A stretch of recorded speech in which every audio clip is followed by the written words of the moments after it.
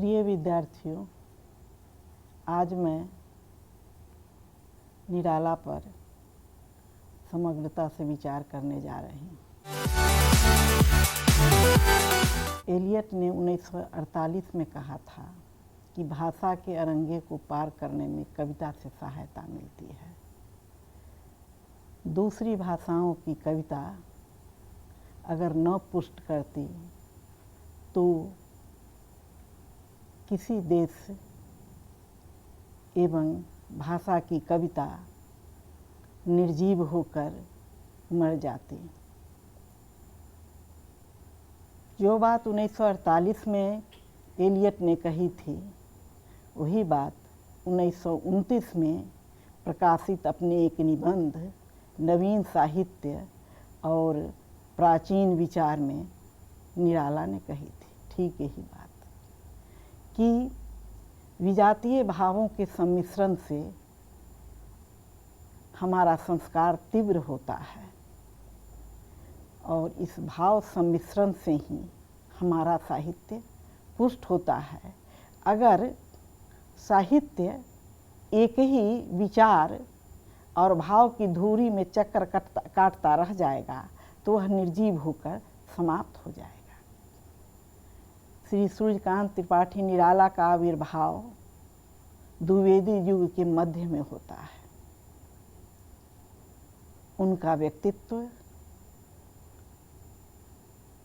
बिल्कुल क्रांतिकारी, स्वच्छंद और मुक्त है। उसी के अनुरूप उनका काव्य भी स्वच्छंद, मुक्त और प्रशांत। निराला के काव्य में अतिशय वैविध्य देखने को मिलता है। ऐसा वैविध्य बहुत कम कवियों में देखने को मिलता है। विचार की सुविधा से उनके काव्य को भाव की दृष्टि से 3 भागों में बांटा गया है: प्रकृति परक एवं प्रेम परक कविताएं, रहस्यवादी कविताएं और प्रगतिवादी कविताएं। निराला की प्रकृति परक कविताओं में भी हम औदात्य देखते हैं। वनवेला में वे बेला की बात करते हैं तो दिखलाते हैं कि वेला जो रूप, रस और गंध ग्रहण करती है वह कर्मों के दुस्तर क्लेश को पार करके करती है। उसके सिर पर आकाश और धरती का ताप और त्रास है। इसी ढंग से प्राकृतिक उपादान बादल की चर्चा करते हैं तो उसके क्रांतिकारी स्वरूप की चर्चा करते हैं और इस रूप में उद्बोधित करते हैं: ऐ विप्लव के वीर, तुझे बुलाता कृषक अधीर। अपनी प्रेम परक और श्रृंगार परक, प्रकृति परक रचनाओं की जब बात करते हैं तो औदात्य वहाँ होता है। डॉक्टर रामविलास शर्मा कहते हैं कि औदात्य का संबंध साहित्य में वीर रस से है। सामान्यतः श्रृंगार की अधोमुखी प्रवृत्ति से इसका बैर है, किंतु निराला जब कहते हैं: निर्दय उस नायक ने निपट निठुराई की झोंकों की झड़ियों से सुंदर सुकुमार देह सारी झकझोर डाली, तो बच्चों से कहते हैं कि यहाँ श्रृंगार के सारे अवयव, अनुभाव, विभाव और संचारी भाव अपने आप एक स्थान पर एकत्र हो जाते हैं। यहाँ श्रृंगार की अधोमुखी प्रवृत्ति देखने को नहीं मिलती है और यही निराला काव्य की श्रृंगार परक वैशिष्ट्य को सूचित करता है। प्रकृति परक एक पर एक कविताएं हैं जो बृहत विमर्श की मांग करता है। अर्थ की न जाने कितनी विवृत्तियां हैं उनके प्रकृति परक काव्य में। बादल है, जूही की कली है, वनवेला है और वह जो औदात्य और क्रांति का भाव है वह उनके प्रकृतिपरक रचनाओं में, काव्य में भी देखने को मिलता है। जब वे कहते हैं कर भस्मीभूत समस्त विश्व को एक शेष, उड़ रही धूल नीचे अदृश्य हो रहा देश, तो क्या यहाँ क्रांति का भाव नहीं दिखता है? यानी निराला के व्यक्तित्व में जो औदात्य का भाव है, क्रांति का भाव है, वह उनके काव्य में भी दिख पड़ता है। चाहे वह श्रृंगार परक रचना हो, यानी प्रेम परक रचना हो, प्रकृति परक रचना हो, रहस्यवादी रचना हो या प्रगतिवादी रचना हो, तो यह उनका वैशिष्ट्य है। जब वो एक रहस्यवादी रचना की तरफ आते हैं तो कहते हैं तुम शिव हो मैं हूँ शक्ति, तुम रघुकुल गौरव रामचंद्र मैं सीता अविचल भक्ति। यहाँ भी बराबरी का भाव है कि तुम शिव हो तो मैं तुम्हारी शक्ति हूँ, शक्ति के बिना शिव शव हैं। अगर तुम रघुकुल गौरव रामचंद्र हो तो मैं अविचल भक्ति का प्रतीक हूँ, सीता हूँ, यानी कमतर नहीं हूँ। तो एक औदात्य का भाव उनकी भक्ति परक रचनाओं में भी देखने को मिलता है। निराला पर स्वामी विवेकानंद के वेदांत का बहुत अधिक प्रभाव है। पुनर्जागरण के पुरोधा है स्वामी विवेकानंद। वे कहते हैं उठो, जागो और अपने ध्येय की तरफ तब तक चलते रहो जब तक कि वह तुम्हें प्राप्त नहीं हो जाए, और ध्येय जब तक प्राप्त नहीं हो जाए रुकना नहीं है। इस भाव से, विचार से निराला भी उद्वेलित हैं, अनुप्राणित हैं। सिर्फ भाव वैविध्य ही इनके काव्य में नहीं देखने को मिलता है, भाषा वैविध्य भी देखने को मिलता है, शिल्प वैविध्य भी देखने को मिलता है, रूप वैविध्य भी देखने को मिलता है। एक तरफ छोटी भिक्षुक जैसी छोटी कविता है तो दूसरी तरफ राम की शक्ति पूजा जैसी लंबी और क्लासिक कविता भी है। इनके उद्बोधन गीत भी एक से एक बढ़कर हैं, और सामाजिक विसंगतियों पर तो उन्होंने तब ध्यान दिया था जब उस ओर मुश्किल से किसी का ध्यान जाता था। जब प्रेम और प्रकृति की ओर कवियों का ध्यान था, उस समय वे भिक्षुक शीर्षक कविता लिख रहे थे। जूठी पत्तलों के लिए मनुष्य और कुत्ते की लड़ाई आज प्रगतिवादी साहित्य में खूब मिलता है देखने को, लेकिन इस पर सबसे पहले निराला का ध्यान गया था। वे क्रांति की मुद्रा में कहते हैं, विद्रोह की मुद्रा में कहते हैं, भूख से सूख उठ जब जाते, दाता भाग्य विधाता से क्या पाते, घूंट आंसुओं के पी कर रह जाते।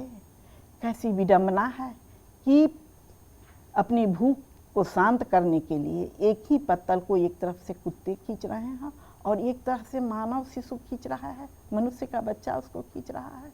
इससे भी बड़ी विडंबना कोई हो सकती है? इसलिए वे प्रेमचंद हों या निराला हो, उन लोगों का कहना था कि स्वतंत्रता का अर्थ यह नहीं है कि हम औपनिवेशिक दासता से मुक्ति पा लें। स्वतंत्रता का अर्थ है कि हमें रोटी मिले, कपड़ा मिले, बराबर का सम्मान मिले और बराबर का जीवन स्तर मिले। निराला के काव्य में एक और वैशिष्ट्य हम पाते हैं, स्त्री के प्रति उनके मन में अत्यंत आदर का भाव है। राम की शक्ति पूजा कविता जिसका मिथकीय आधार है, उसमें भी हम देखते हैं कि स्त्री के प्रति उनके मन में अत्यंत सम्मान का भाव है। स्त्री को वे प्रस्थान बिंदु मानते हैं जीवन के विकास के लिए।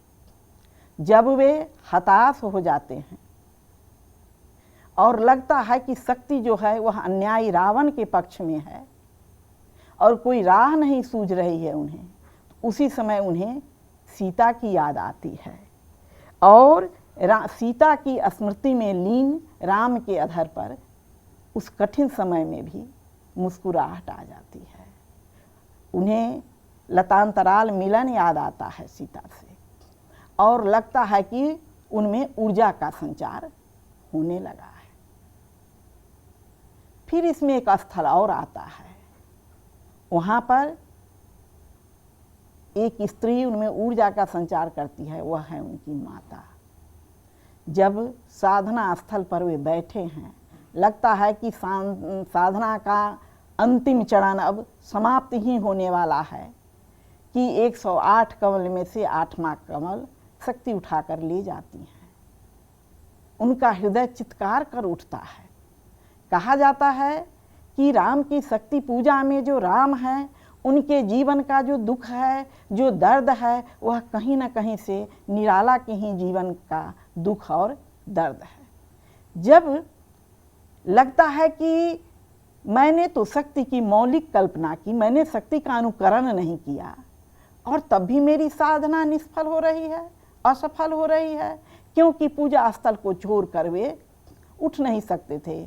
8वां जो नील कमल है वह वे कहाँ से लाएं, और लगता है कि अब उनकी साधना पूरी नहीं होगी और सीता की मुक्ति रावण से नहीं होगी, और उनका हृदय क्रंदन कर उठता है। दिक जीवन जो सहता ही आया है विरोध, दिक जीवन जिसके लिए सदा ही किया शोध। निराला के जीवन में कम दुश्वारियां तो नहीं थी। इतने बड़े कवि और उनके पास इतने पैसे नहीं कि वे अपनी पुत्री का इलाज करवा सके, और पुत्री असमय काल कवलित हो जाती है। ठीक से इलाज नहीं करवा पाने के कारण प्रकाशक सही समय पर सही पैसे नहीं देते हैं, और ये लगातार लिखने पढ़ने में लगे हुए हैं। अपनी क्षमता को वे जानते हैं, वे जानते हैं कि मैं गद्य और पद्य दोनों में समाभ्यस्त हूँ, और वे कहते हैं कि अभी तो तुमने मेरे बाएं हाथ का लेखन देखा है, अभी तो दाहिना हाथ शेष है मेरा। और वह निराला लगातार जीवन में असफल हो रहे हैं, और ऐसे समय में जब 8वां नील कमल उनके सामने से शक्ति चुरा कर ले जाती हैं, तो वे व्याकुल विकल हो उठती हैं, और तब फिर माँ की स्मृति उनमें शक्ति का संचार करती है। वे सोचते हैं, माँ मुझे सदा राजीव नयन कहती थी, तो अभी तो 2 नयन हैं मेरे पास, क्यों न मैं एक नयन देकर अपनी साधना को पूरी कर लूं और सीता को मुक्त कर लूं रावण से। और तीक्ष्ण धार वाली चाकू से जब वे अपनी आँख निकालने को उद्यत होते हैं, उसी समय शक्ति आकर उनका हाथ पकड़ लेती है और कहती है, होगी जय हे पुरुषोत्तम नवीन, और ऐसा कहकर उनमें लीन हो जाती है। यानी शक्ति उन्हें मिल जाती है, शक्ति उनमें अंतर्निहित हो जाती है। कहने का तात्पर्य यह, अनुकरण से शक्ति नहीं मिलती है, शक्ति की मौलिक कल्पना करनी होती है। और रामचंद्र जी ने भी शक्ति की मौलिक कल्पना की थी और उस आधार पर शक्ति की साधना की थी। इस राम की शक्ति पूजा का जो काव्य सौष्ठव है, जो भाषा शिल्प है, वह अद्भुत है। एक जगह संस्कृत निष्ठ पदावली, क्लिष्ट पदावली, जिसको खंड खंड तोड़े बिना अर्थ तक पहुंचना संभव ही नहीं है, और तुरंत बिल्कुल सरल सहज हिंदी का प्रयोग। वे एक जगह कहते हैं, जब युद्ध का वर्णन होता है, वे कहते हैं, आज का तीक्ष्ण सर विद्युत क्षिप्र कर वेग प्रखर, सतशेल संवरणशील नील नवगर्जित स्वर, प्रतिपल परिवर्तित व्यूह भेद कौशल समूह, राक्षस विरुद्ध प्रत्युह क्रुद्ध कपि विषमहु, विच्छुड़ित वहनी राजीव नयन हत लक्ष्यवान, लोहित लोचन रावण मद मोचन महियान। और तुरंत जब वे व्यक्तिगत स्तर पर उतरते हैं, अपनी पीड़ाओं का स्मरण करते हैं, अपनी दुश्वारियों का स्मरण करते हैं, तो देखिए शब्द किस तरह से बदल जाते हैं। वह रहा एक मन और राम का जो न थका। कहीं भी इसमें संस्कृत निष्ठ पदावली नहीं है, संस्कृत का कोई शब्द नहीं है। वह रहा एक मन और राम का जो न थका। कहने का तात्पर्य यह कि हम अपनी सुविधाओं के कारण निराला के काव्य को विभिन्न खांचों में बांट दें, विभिन्न खानों में बांट दें, प्रकृति परक रचना के अंतर्गत उनकी काव्य को माने, प्रेम परक रचना के अंतर्गत उनके काव्य को डाल दें, दार्शनिक कविता के अंतर्गत उनके काव्य को डाल दें, या प्रगतिवादी काव्य के अंतर्गत उनके काव्य को डाल दें। लेकिन हम नहीं कह सकते हैं कि निराला सिर्फ यही है, इतना वैविध्य है उनमें। हम नहीं कह सकते हैं कि निराला का काव्य सिर्फ यही और यही है, इतना वैविध्य है उसमें। और ऐसे ऐसे बिंब और ऐसे ऐसे प्रतीक जो उसके पहले देखने को नहीं मिले थे। जब वे भारत की विधवा की चर्चा करते हैं तो कहते हैं वह इष्ट देव की मंदिर की पूजा सी, वह इष्ट देव के मंदिर की पूजा सी, वह दी सिखासी शांत भाव में लीन, वह क्रूर काल तांडव के स्मृति रेखा सी, वह छूटे तरु की छूटी लतासी, टूटे तरु की छूटी लतासी दीन दलित भारत की ही विधवा है। विधवा को इस दृष्टि से पहले कभी किसी ने न देखा था और न आंका था। यह निराला का ही वैशिष्ट्य है कि वे भारत की विधवा को इस रूप में देखते हैं। और अपनी जातीय संस्कृति का भी आख्यान उन्होंने जिस ढंग से लिखा है अपनी कविताओं के माध्यम से, वह भी अद्वितीय है। और उत्साह का संचार करने के लिए जब हमारे मनोभाव औपनिवेशिक शासनकाल में बिल्कुल दब गए थे, हम हीनता की ग्रंथि के शिकार हो रहे थे, तब वे उद्बोधन गीत गाने लगते हैं। कहते हैं जागो फिर एक बार, सत श्री अकाल, बाल अनल दप दप जला, जल गया तीनों काल तापत्रय, तीनों गुण तापत्रय, भस्म हो गया था काल तीनों गुण तापत्रय। तो गर्जना करते हुए वे कहते हैं। तुलसीदास जब व्यक्तिगत सुख और लिप्सा में लिपटे होते हैं तो रत्नावली की कहानी के माध्यम से वे फिर लोगों का उद्बोधन करते हैं, फिर जातीय स्मृति की ओर ध्यान खींचते हैं। लेकिन कैसी जातीय स्मृतियाँ जो हमें पराभव की ओर ले जाती हैं? नहीं, जो हमें उत्साह का संचार करती हैं। तुलसीदास हिंदी जाति के सबसे बड़े कवि, और वे रत्नावली के प्रेम में बिल्कुल पागल है। उनको अपने सिवा आसपास कुछ नहीं दिख रहा है, सिर्फ रत्नावली ही दिखती है। और तब स्त्री के माध्यम से ही उनका व्यक्तित्वांतरण होता है। जब रत्नावली कहती है उनसे, धिक धाये तुमयो अनाहूत धो दिया श्रेष्ठ कुल धर्म धूत, राम के नहीं काम के सुत कहलाए, हो बिके जहाँ तुम बिना दाम, वह नहीं और कुछ हार चाम, कैसी शिक्षा कैसे विराम पर आए।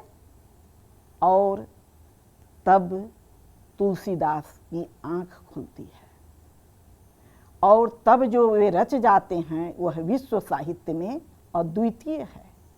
और इसका भी श्रेय कहीं न कहीं से स्त्री को जाता है। अपने काव्य में निराला ने अनल शब्द का प्रयोग बहुत अधिक किया है।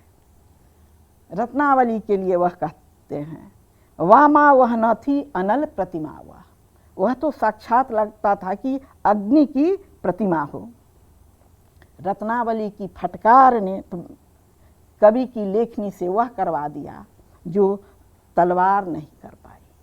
और इस तरह से तुलसीदास का आविर्भाव हमारे सामने होता है।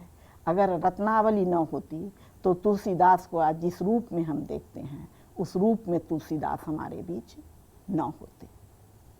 इसी ढंग से बादल की भी बहुत चर्चा हुई थी, उसके सरस स्वरूप की चर्चा हुई थी। वो मीरा हो, आचार्य जानकी वल्लभ शास्त्री हों, आज के भी बहुत सारे कवि हैं, लेकिन बादल की जिस रूप में चर्चा निराला ने की उस रूप में और किसी ने नहीं की। वह बादल उनका अपना बादल है।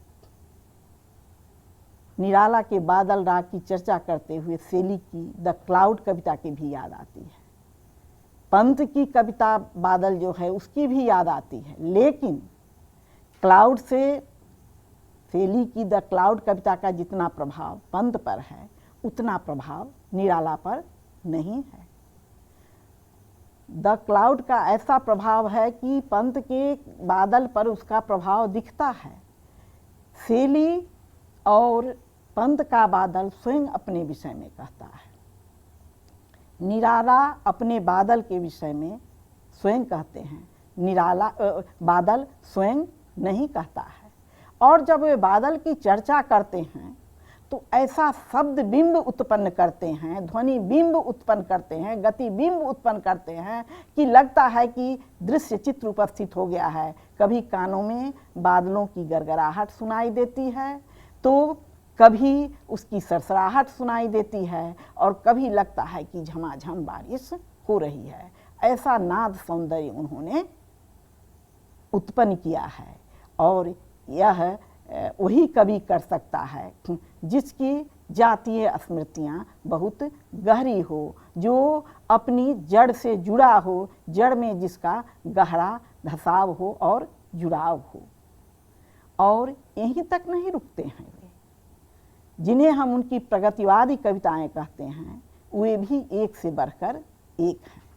यह अकारण नहीं है कि आधुनिक हिंदी की सभी काव्य प्रवृत्तियाँ निराला में अपना स्रोत देखती हैं।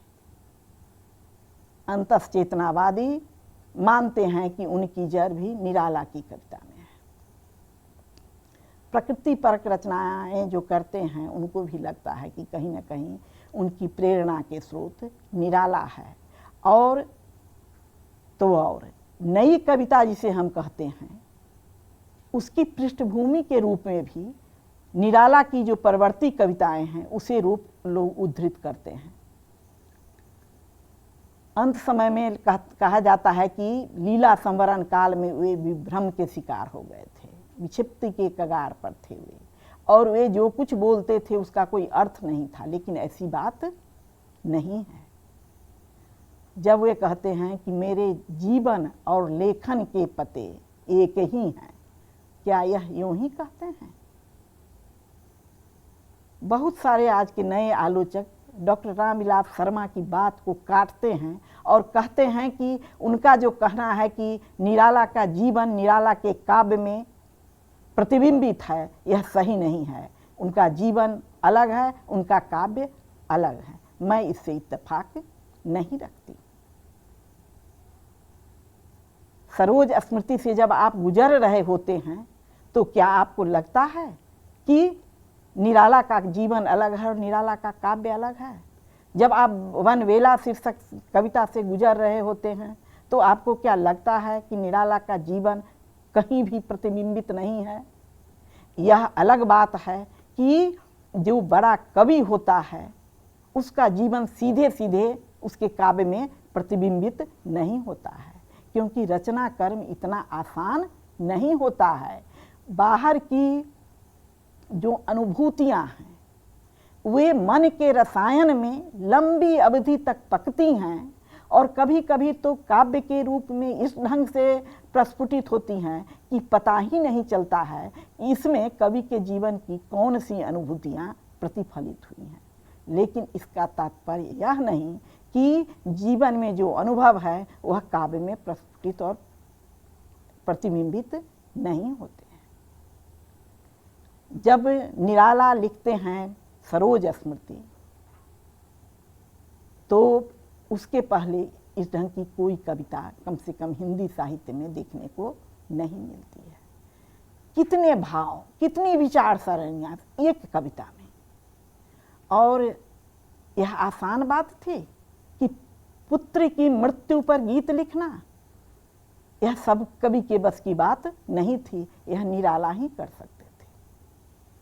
अपने संस्मरण में डॉक्टर रामविलास शर्मा लिखते हैं कि जब तार आया तो निराला ऊपर से नीचे उतरे और तार लेकर ऊपर जाते हुए कहा, डॉक्टर सी इज नो मोर। और यह कहते हुए वे अपने कमरे में चले गए और बहुत देर तक अपने कमरे में बंद रहे। और उसके बाद मैंने देखा कि हाथ में छड़ी लेकर वे निकल गए हैं। और बाद में जो सरोज स्मृति नाम की कविता हमारे बीच में आई, वह शोक गीत का अप्रतिम उदाहरण है। उसमें भी निराला का क्रांति भाव देखने को मिलता है। और वे कहते हैं कि मैं अपनी कन्या की शादी उसी ढंग से करूं जैसे सब लोग करते हैं, और जाति के नाम पर कान्यकुब्ज ब्राह्मण से ही इसकी शादी हो, इसके लिए वे फटी बीमारी वाले पैरों वाले किसी लड़के से मैं इसकी शादी कर दूं। एक कान्यकुब्ज कुलकुलांगार खाकर पत्तल में करे छेद, उनके कर कन्या अर्थ खेद। मेरे पास अर्थ नहीं है, पैसे नहीं हैं, इसलिए वैसे कान्यकुब्ज युवक से मैं इसकी शादी कर दूं जो जिस पत्तल में खाते हैं उसी पत्तल में छेद करते हैं, जिनके पास विवेक और बुद्धि नाम की चीज नहीं है, जो अपना पैर अपने जूते से निकालते हैं तो उबकाई आ जाने वाली दुर्गंध निकलती है, और दामाद के रूप में मैं उन पैरों को पूजूं। वह रीति है, रिवाज है उनके बीच में कि जब दामाद आते हैं दरवाजे पर तो उनके पैर पूजे जाते हैं। और निराला कहते हैं कि दामाद के रूप में मैं ऐसे युवक के पैर नहीं पूजूंगा जिनके पैर में बीमारी फटी हो, जिसके पैर में और दुर्गंध आती हो। और तब वे एक पढ़े लिखे नवयुवक, संयोग से कान्यकुब्ज ब्राह्मण ही वह मिलता है, उससे शादी वे सरोज की करते हैं। लेकिन कहते हैं ठीक है, यहाँ तक मैंने रीति निभाई, पूर्वजों के मार्ग पर मैं चला, लेकिन कोई जरूरी नहीं है कि आज तक विवाह का संस्कार जिस रूप में होता आया है मैं उसी रूप में करूं। मैं दहेज दूं, यह मेरे लिए संभव नहीं है। और वे उस लड़के से कहते हैं कि मैं तुम्हें दहेज नहीं दूंगा, हालांकि मेरा जो कुछ भी है वह सब मेरी लड़की का है। आप कल्पना करें कि आज भी कोई पिता इतनी उदारता से नहीं कह सकता है जिसका पुत्र भी हो कि मेरी सारी संपत्ति मेरी पुत्री की है। और उस समय निराला ने कहा कि मेरा जो कुछ भी है वह मेरी पुत्री का है, लेकिन मैं अपनी संपत्ति बेचकर, खेत बेचकर मैं तुम्हें दहेज नहीं दूंगा। मैं अपने ढंग से अपनी पुत्री की शादी करूंगा, और जिन्हें आना है आए, जिन्हें न आना है न आए। कितने भाव, कितने बिंब इस एक कविता में सन्निहित है। और कहते हैं कि अगर पंडित नहीं आएगा तो लग्न के मंत्र मैं खुद पढ़ूंगा। और इस ढंग से नई विधि से शादी होती है। इस बीच बीच में उनकी पत्नी मनोहरा देवी का बिंब भी इसमें आता है। पुत्री की सुहाग सैया वे स्वयं रचते हैं। माँ अपनी पुत्री को, नव ब्याहता पुत्री को जो उपदेश देती है वह उपदेश वे स्वयं करते हैं, वे शिक्षा वे स्वयं देते हैं। और पुत्री को जब वधू वेश में सजा हुआ देखते हैं तो उन्हें याद आती है मनोहरा देवी। लेकिन अद्भुत कला संयम, पुत्री के सौंदर्य का वर्णन करना है, सद्य ब्याहता पुत्री के सौंदर्य का, उसकी युवावस्था का। लेकिन किस संयम का परिचय दिया है कवि ने कि कहाँ कहीं भी उसमें विचलन नहीं दिखता है, कहीं भी मर्यादा से नीचे वह नहीं जाता है, और उसकी युवावस्था की नवव्याहता के चित्र वह खींच देता है। ऐसा चित्र जो उसके पहले न कभी खींचा था और न उसके बाद कभी खींचा है। तो यही है निराला का काव्य संयम। भाव और भाषा दोनों ही दृष्टियों से निराला का काव्य जो है वह विविधता से भरा हुआ है। उन्होंने रूप की दृष्टि से भी क्रांति उपस्थित की कविता के क्षेत्र में। जूही की कली प्रथम कविता है जो मुक्त छंद में लिखी गई है।